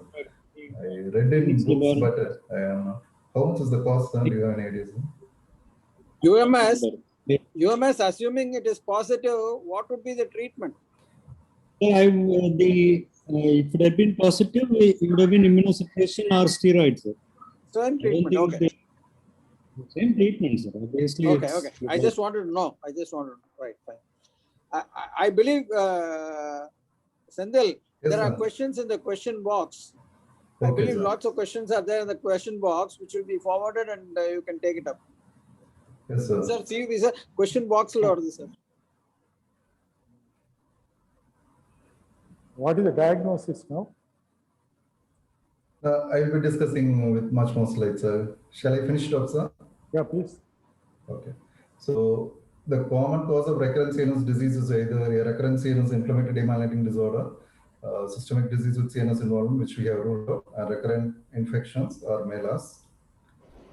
A few words about ADEM itself. It's an inflammatory demyelinating disorder of CNS, predominantly affecting children with the age group of 5 to 8 years. And the recent development is the recognition of its association with MOG antibodies with ADAM, multiphasic ADAM, and ADAM-on, that is optic neuritis. This accounts for about 22 to 30% of acquired demyelination in children. And the first event is classified as ADAM or clinically isolated syndrome by the presence of encephalopathy and polyfocal CNS symptom. ADAM is the first manifestation of MS or NMOSD is uncommon in less than 10%. It's predominantly a post-infectious disorder, and the underlying trigger is identified in 50 to 85%, but usually viral, a subtle viral infection, but also a severe bacterial amounting up to even streptococcal meningitis, as HSV encephalitis has been documented, being followed by an ADAM-like presentation. It begins within 2 to 21 days after an infection. Again, I reiterate that a polyfocal and encephalopathy are the key features in an ADAM. The neurological signs include pyramidal signs, ataxia, brainstem signs, optic neuritis, transverse myelitis. Atypical signs can include meningism, fever, seizures, almost resembling an infection. An MRI, you can have a typically bilateral asymmetrical, large gray and white matter lesions, both cortical as well as the deep gray matter, with GAD enhancement in less than 30%. MRI can be normal in the initial days, and differentiating from MS is presence of periventricular lesion, black holes, and absence of bilateral lesion in MS. Lab can show leukocytosis, elevated ESR and CRP in more than 50% of children, difficulty to differentiate it from an ongoing infection. And CSF can show elevated leukocytosis and proteins, though the specific cutoff is not there. More than 100 cells, you have to be suspicious, like any other demyelination, and OCP in less than 10%. So this article, clearly they mentioned that leukocytosis or raised CRP is in around 50% of children and do not discriminate between ADAM and infectious meningoencephalitis. So the recent one is MOG in ADAM, but repeatedly MOG is negative in this case. So MOG protein is in young children, it can present as ADAM, and older it present as optic neuritis or transverse myelitis. 3 phenotypes of MOG associated with ADAM are multiphasic or ADAM-on or ADAM followed by NMOSD. MOG disease can present in all these 3 ways. Of course, the treatment is the first line is methylprednisolone followed by immunoglobulin or if they are not responding. In relapsing form with antibody positivity, you don't have a confusion with, but without all these classical antibody positivity, the treatment protocol is really not given. Actually, this is the initial flowchart. This is the same flowchart as I mentioned before, but this is before 2013. What they tell us, you just consider on this part, if it is more than 3 months or the same symptom on MRI, they call it as recurrent ADM. If it is more than 3 months, new symptom or MRI findings, they call it as multiphasic ADM. Actually, this entity called RADAM, that is recurrent ADM, was originally defined as occurrence of new episode with recurrence of first symptom and signs, 3 or more months after the first event, at least 1 month after completing therapy, and without new CNS lesions, both clinical or neuroimaging, and complete neurological and radiological recovery in between. These are the criteria proposed for RADAM. But in 2013, the International Pediatric MS Group eliminated the category of RADAM just for the simple reason because of its rarity. Hardly 8 or 10 cases has been reported as a true RADAM, and most of them were in the pre-antibody era. So now they have replaced it by a term called multiphasic ADAM. 2 episodes consistent with ADAM separated by at least 3 months, and third ADAM event is no longer consistent with multiphasic ADAM, but indicates a chronic relapsing disease course like MS, NMOSD, or ADAM-on. But if it doesn't fit with these criteria, what to do? That's seronegative or all the antibody negative relapsing ADAM-like presentation. There is no clear guidelines. But still after this, there is papers insisting on the presence of RADAM as late as 2016. But this is the largest series, they say, but it is in 2001 before the pre-antibody era where they have the largest series of 5 cases, where in the demyelinating episodes, they followed up to, it was spanned over 12 years, 4 to 5 episodes in 1 patient, 3 episodes in 2 patients. All these patients are on follow-up, none of them developed either an MS or NMOSD. One article which I found interesting in this in 2015, what they've observed is in the recurring relapsing cases, most often it's an infratentorial demyelination. So ADM patients with infradental demyelination are more likely to present with a second infradental demyelination, although the clinical and radiological features at outset could not predict the relapsing for her. That was the conclusion. So just for comparison, this is our patient in 2018. It was predominantly involving the cerebellar hemisphere with the tectal region of midbrain. Of course, the thalamic hyperintensity is due to the viral infection. And starting of Jan 2020, it was absolutely normal. During the second episode, again, it involved the same areas, but with less intensity, and it was more around the fourth ventricle. Hello. This is the starting of the third episode. The symptoms has already started, so you can see the faint changes here. Chairperson speaker. And this is during the florid changes where you can hear all those demyelinating changes in the MRI. Just to reconfirm this, just did a repeat MRI around 1 week back.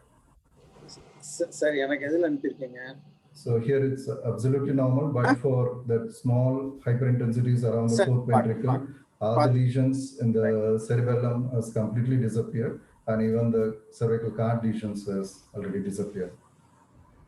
So this is the child around 1 week back. It's absolutely normal. I'd like to remind to these questions, whether it's a full day or bad, can wait for one more episode. Or it's a case of seronegative mod, though there is no entity called a seronegative mod, though we don't have criteria for mod. Or it's a case of double seronegative NMOSD. I still have a doubt whether it's some dysimmune disorder. Each time he presents with the recurrent severe infections followed by a hyperimmune response. Should we evaluate in this line about his immunodeficiencies, or I couldn't think of a disorder where it can present with recurrent infection as well as a hyperimmune response. Thank you. And I promised the mother that I will give her the best idea after the discussions here, because I'm totally stuck in this case. What next to do, and really good that GFAP is being done here. I will contact the DMS for its thing. Any other suggestions, comments regarding this case? I'm welcome. Sir, Professor CUV, sir. Thank you very much, sir. Sir, I have questions forwarded because the question box could not be projected. Yes, Can I ask those questions Yeah. which have been forwarded? Please ask the questions. Sandil, one was Professor SMS has asked for two questions. I mean, has posed two questions. Yes, sir. Primary CNS angiitis considered. And second thing is complete vasculitic workup. Yes, sir. Actually, vasculitic panel was completed each time. The entire ANA profile, ANCAS, everything was done. That was negative. But for primary CNS vasculitis criteria, I think only thing is we have to go for brain biopsy or meningeal biopsy, which was not considered, and angio was okay. Then Arun, yes, sir. then Arun Kumar, SMS Madurai, Ramakrishnan Coimbatore all asked whether it be MOG or NMOSD, which you already answered, I think. Anusha asked whether it can be a considered Mollaret's meningitis. Yes, sir. Actually, that was also thought of, but I didn't specifically look for Mollaret cells. If the presentation is that of infection alone, if it is a recurrent meningitis or recurrent CNS infection, we have to think in a different way. But here, it's not only the infection is immediately followed by a demyelinating episode as well. So there is no obvious CSF rhinorrhea or any parts in the spinal MRI. And Mollaret cells, I didn't specifically look for, but even if it is positive, the treatment for Mollaret is acyclovir, which has been given in the first episode. And Mollaret each time followed by CNS demyelination. I couldn't find a report, so. So, Professor CUV, sir, Dr. Ishwar Das asked whether he can talk, sir. He wants to ask a question, sir. Yeah, please. Ishwar Das, you can talk, you can ask, sir.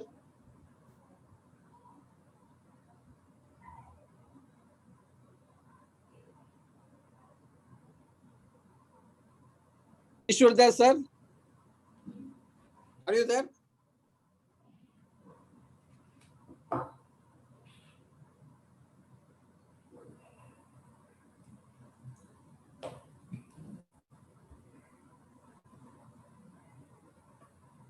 You don't seem to be Ian has getting it. send the questions. Is he going to talk?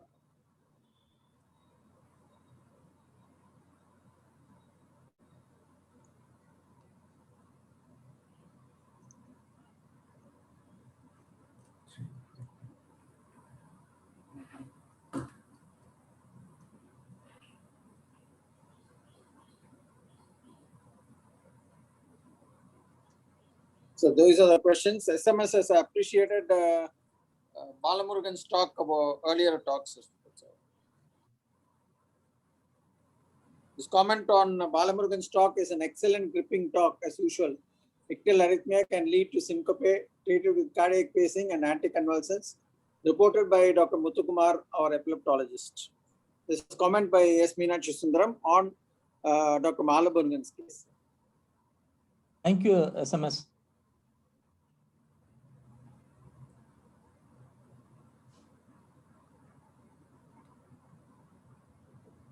As I said earlier on Sandil's case, two people, Ramakrishnan and SMS, as all of us had asked, could this be Mogg? Yes. Yes, sir. Still could be The second Mogg, sir. closest would be Mogg. Yes, sir. Yes, sir. Now, what have you decided about treatment? Yes, sir. That's what I told. Up to second episode, I was able to convince the No, parents. now at present. I told them we will wait for another episode if at all, because I'm not still convinced of starting on immunosuppression. Because in between the MRI is absolutely normal and the child is also absolutely normal. Putting him on mycophenolate or azathioprine, in the background, each time he comes with a severe infection. So what I planned is to do for some immunological workup like immunoglobulin levels or complement levels to find out any other dysimmune disorders there, which I'm not sure what I'm dealing with. See, one other question. Sorry, somebody is asking. Nothing, sir. So please finish, sir. No. One other question which I wanted to ask was regarding Anusha's questions of Mollaret's meningitis. Yes, We do not know about the MRI features of Mollaret's meningitis. Does MRI in Mollaret's meningitis, does it produce demyelinating lesions? Anybody can answer? Also, I just searched for it, sir, whether Mollaret's was associated with demyelination or any other MRI changes. I couldn't find one, sir. Because the descriptions of Mollaret's meningitis dates back to pre-MRI era. Yes, sir. All is recurrent aseptic meningitis with the presence of Mollaret cells in the CSF. And the only thing they have proven is its association with HSV2. So either it doesn't need any treatment or you can start with acyclovir and complete a course. If Anusha is there, she can ask a question and give the comments also. If she is there.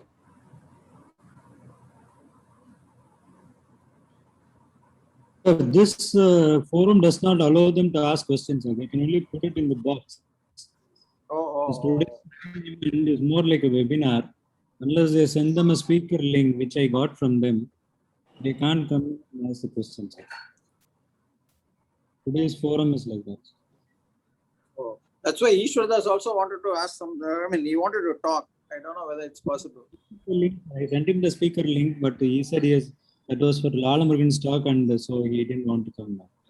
Still Bala is there. What is the problem? I told him, I've already sent him the link. Okay. It was not. Then I was wondering that, I can very well understand the difficult situation with the patient, but then there is always this balance between what can happen and what if the child suddenly has an optic neuritis next time, or if the child develops something more severe next time, the LETM that is more manifest and doesn't respond. So then it can be a really tricky problem. So I'm sure no guidelines can help us in this.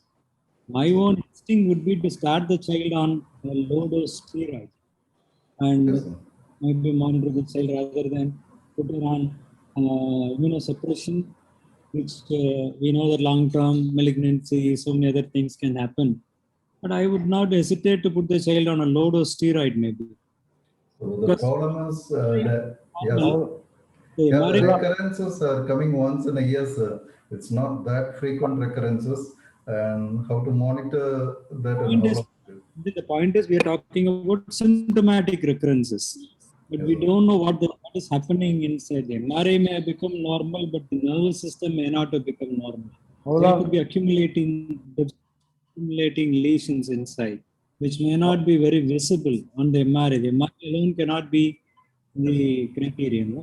How The long will you child continue? becoming normal, we don't know. How long will you continue on steroids? At least for the next 2 years, sir, and watch how the child does. Because the episode has occurred within a year. So I thought maybe for the next 2 years, and keep watching the child. But usually they come only during the acute episodes, sir. Even for this inter MRI, I just want to pull them here because of this lockdown. They don't have money itself. I did it free of cost. Very tough to convince those people also, sir. Only in the acute episode they are ready to spend. But once the child becomes normal, it's very tough to convince these people. I agree. I definitely agree.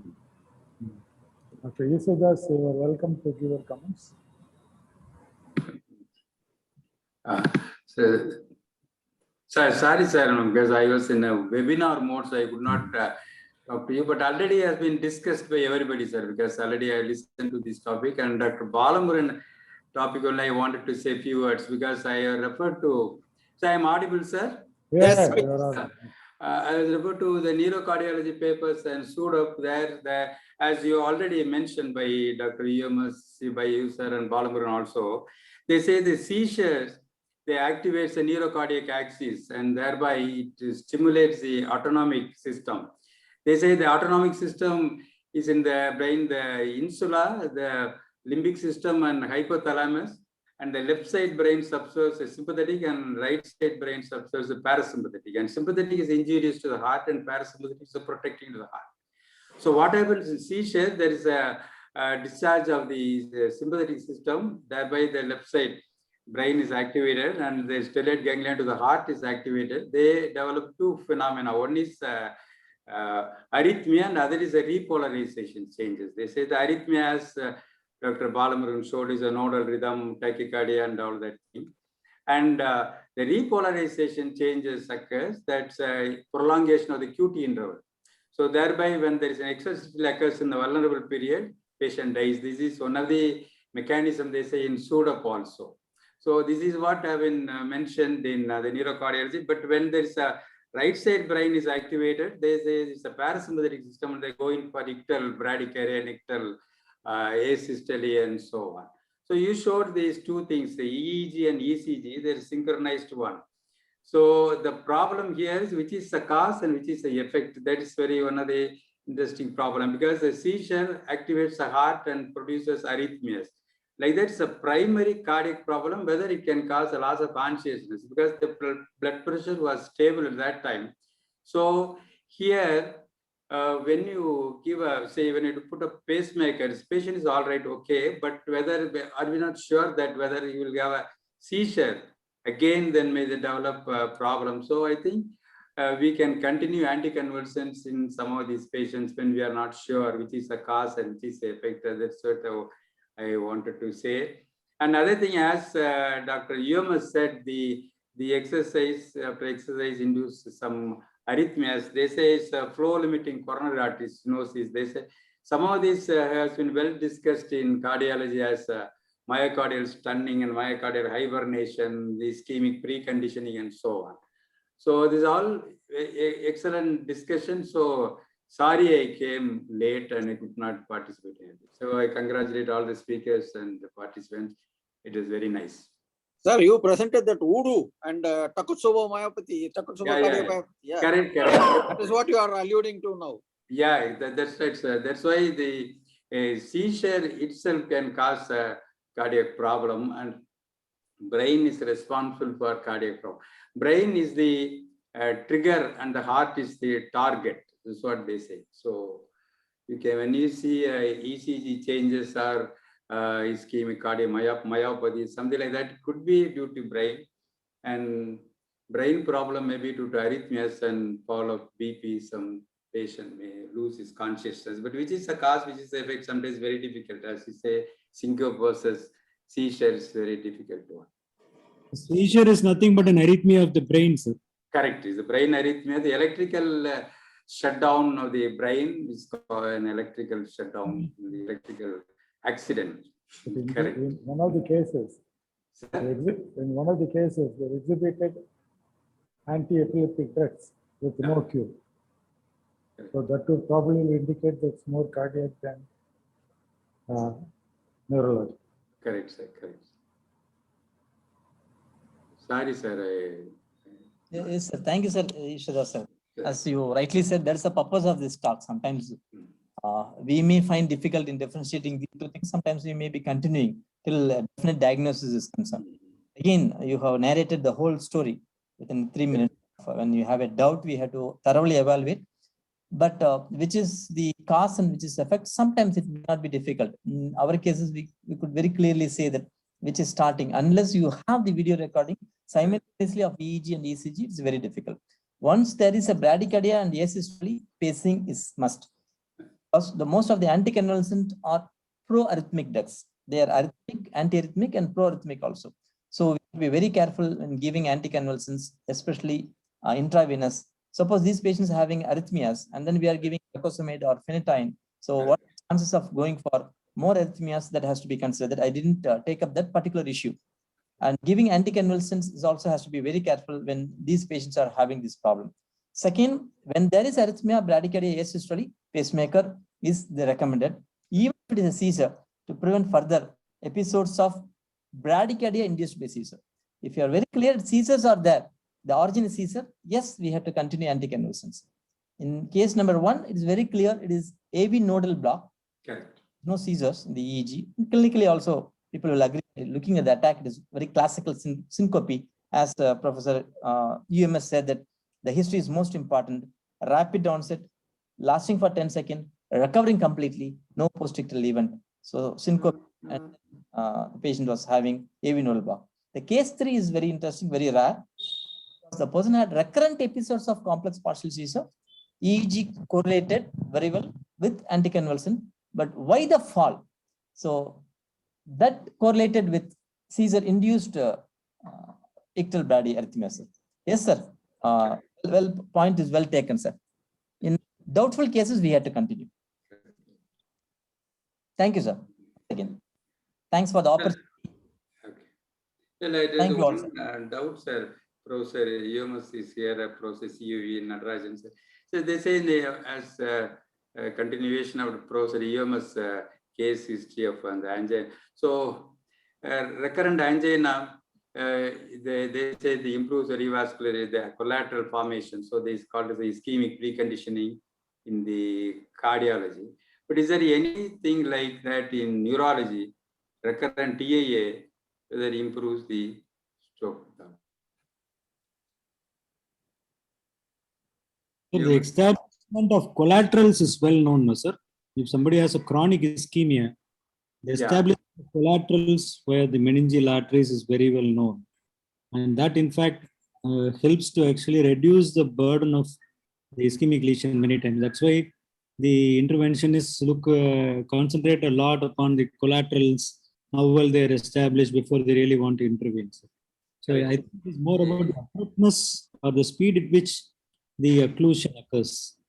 If it's a chronic one, then it gives the time for any organ, including the brain, to have collaterals established. The coronary artery and cerebral arteries size is same, pathology is same, but they present differently. That's what. Correct. Probably because of the autonomic nervous system. Yeah. Thank you. Sorry, I took a lot of time.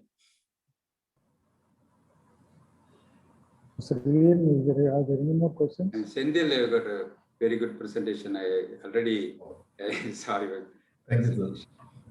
Thank you, sir. Thank you. Professor Vivian, are there any more questions? Sir, I have not received anything else, sir. Oh.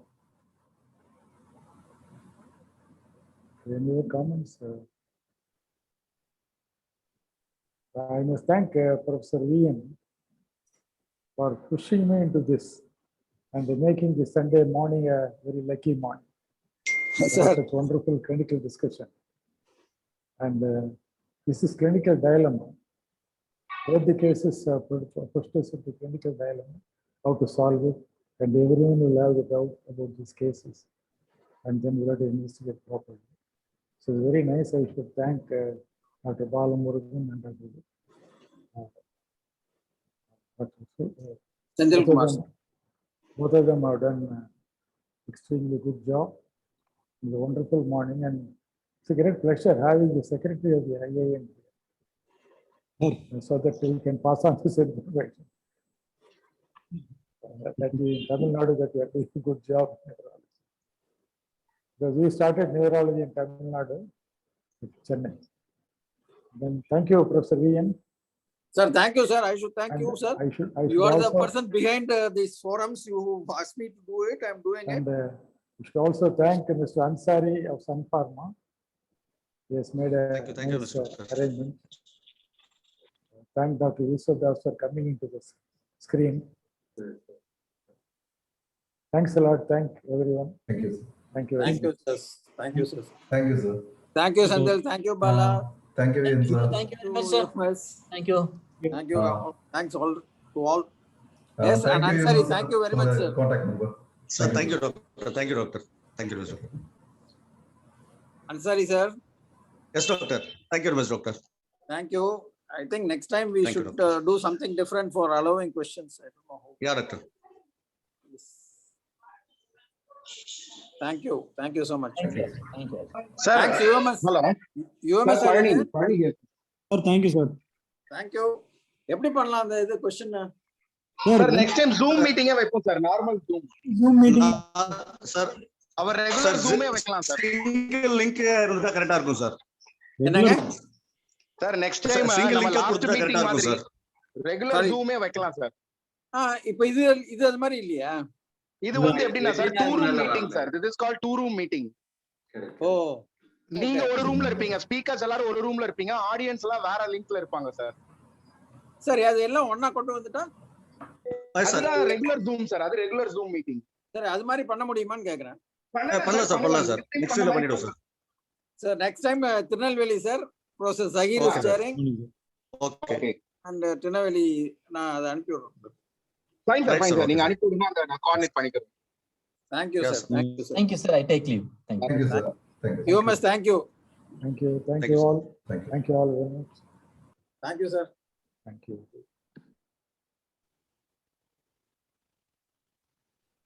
Special thanks sir Thanks, Ian.